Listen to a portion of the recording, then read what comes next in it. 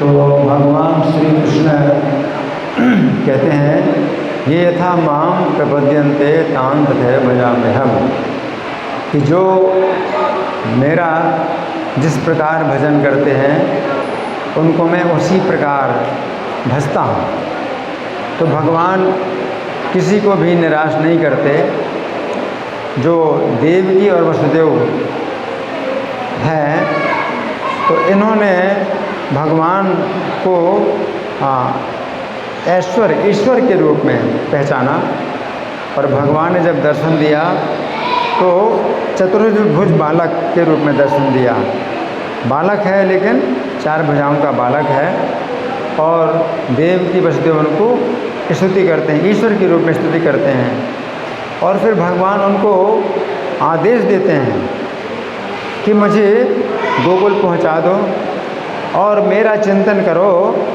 तो पुत्र भाव से भी और ईश्वर भाव से दोनों प्रकार से चिंतन करो। तो भगवान ने देवकी और वसुदेव को आदेश दिया कि मेरा चिंतन पुत्र भाव में भी करो और ईश्वर भाव में भी करो।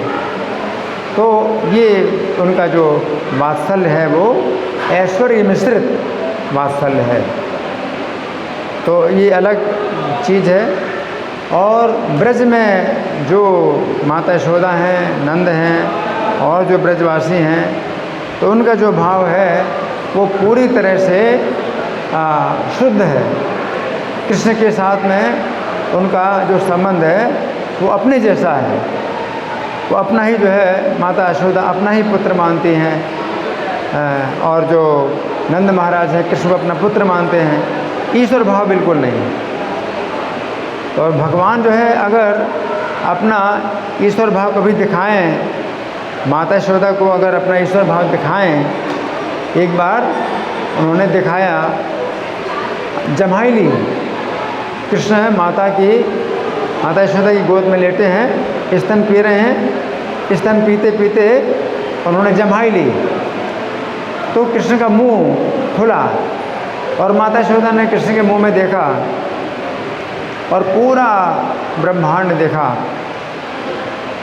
संपूर्ण समुद्र, कितने समुद्र हैं, कितने द्वीप हैं, और कितने नक्षत्र हैं, और सब लोग देखे, और पृथ्वी के जितने वन हैं उन सबको देखा।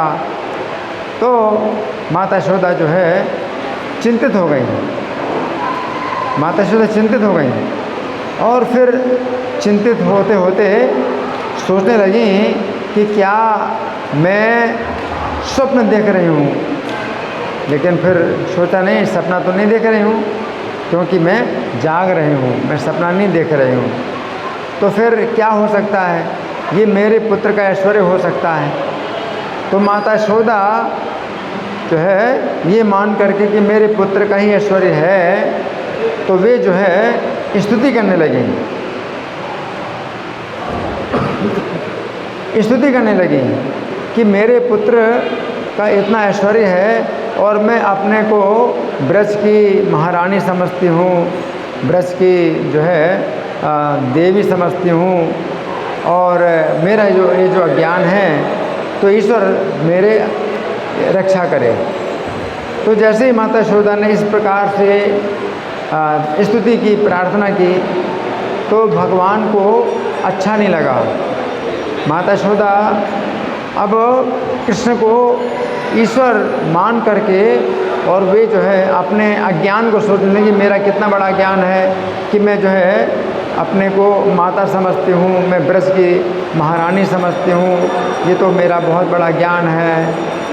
तो भगवान को जो है अच्छा नहीं लगा, क्योंकि वे चाहते हैं माता यशोदा का शुद्ध वात्सल्य प्रेम।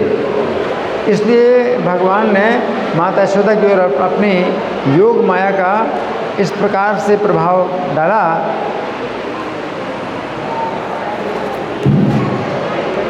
अपनी योग माया का इस प्रकार से प्रभाव डाला कि माता यशोदा जो है भूल जाती हैं, माता यशोदा भूल जाती हैं।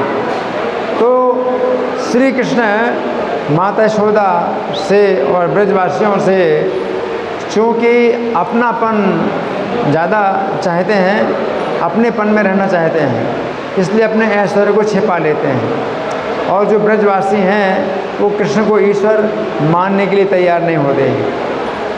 माता यशोदा ये सब कोई ईश्वर मानने के लिए तैयार नहीं होते हैं, ये कृष्ण ही चाहते हैं। तो कृष्ण जिससे जैसा संबंध चाहते हैं उसी प्रकार से वे संबंध जो है वो कर देते हैं। देव की वसुदेव से भगवान चाहते हैं कि वे माता पिता भी का भाव भी रहे उनका, और साथ साथ श्री कृष्ण का जो है उनके अंदर ईश्वर भाव भी रहे। तो देव की वसुदेव उस प्रकार से चाहते हैं। तो ये जो है अपना समर्पण होता है। तो प्रत्येक भक्त का अपना समर्पण होता है और भगवान फिर जिस प्रकार से चाहें उस प्रकार का भाव प्रदान करेंगे।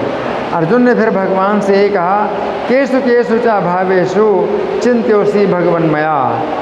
तो हे भगवान, मैं किन किन भावों के द्वारा आपका चिंतन करूं, यानी आप जैसा चाहें, जिस भाव में आप मुझे चाहें उसी भाव में मैं आपका चिंतन करूंगा।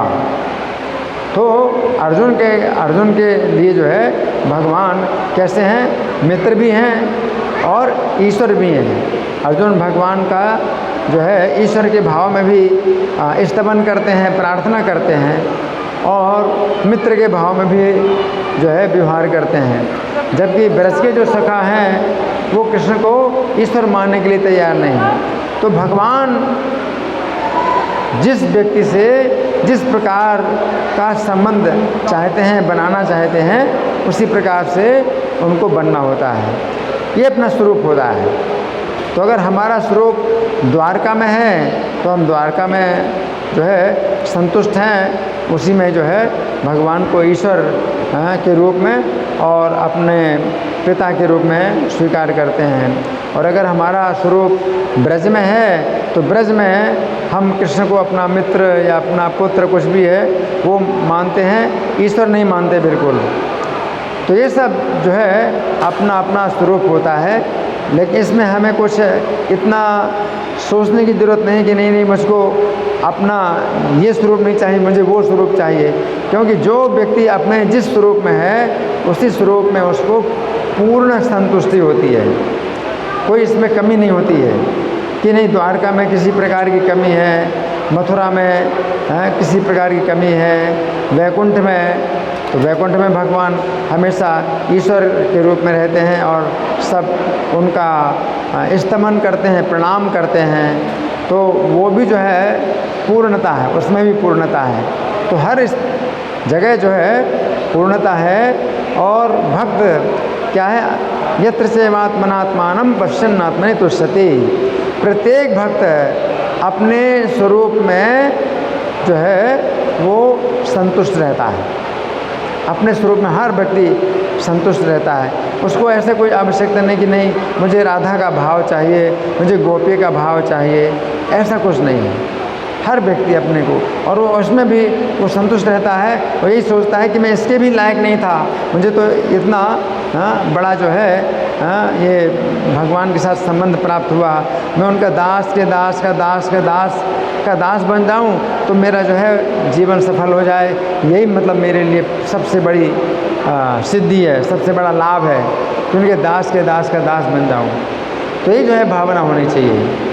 ये भावना नहीं होनी चाहिए कि नहीं हम तो अब ललिता की तरह भगवान की सखी बनना चाहते हैं, हम तो जो है विशाखा की तरह सखी बनना चाहते हैं, हम तो रूप मंदिरी बनना चाहते हैं। ये सब जो है नहीं होता, ये कभी नहीं होता।